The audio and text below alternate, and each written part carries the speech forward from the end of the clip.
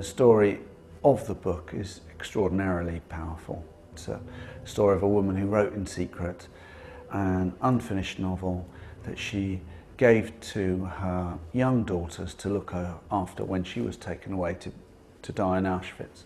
And they kept this book for 60 years and never looked at it. And then when they finally did, out came this novel, and the whole thing became a sensation. The book was massive in America, it was massive in Europe, and it stood for something bigger than the story itself. It stood, in essence, I think, for a triumph of art over fascism. You know, they killed the author, but they weren't able to kill the story.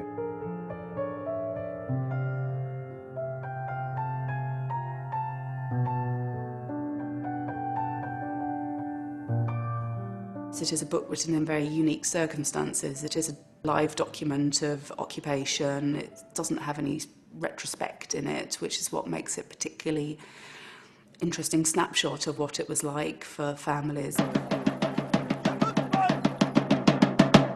A lot of people who have 70 years, 80 years, when they write the book, they open a part of their memory, because they can speak with the rest of the family and say, your grandfather is one of the people who takes some letters by bicycle and go to give, and they make that sort of thing one time in their life, and after they are afraid.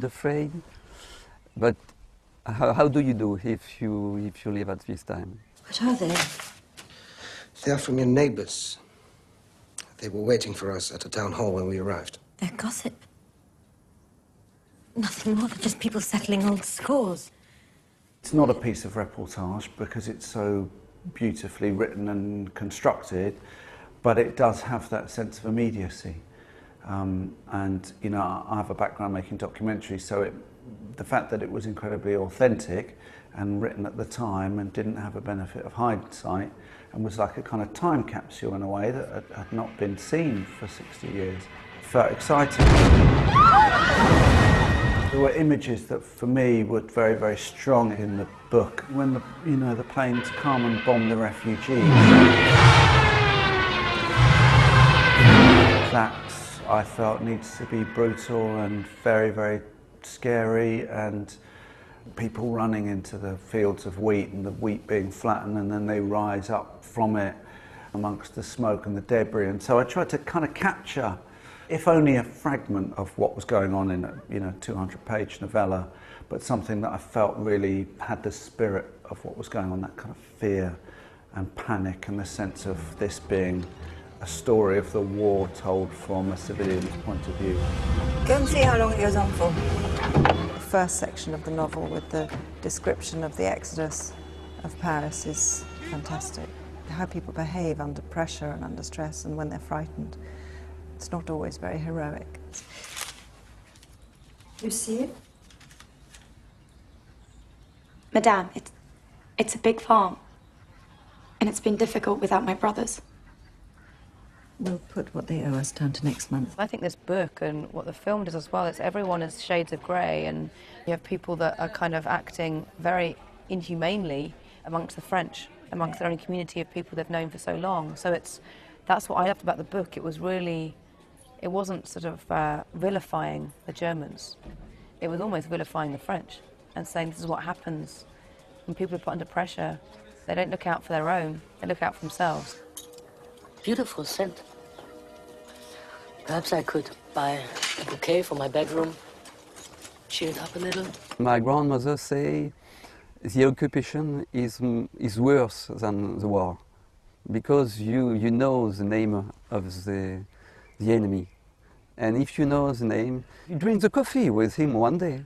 You will sell some bread.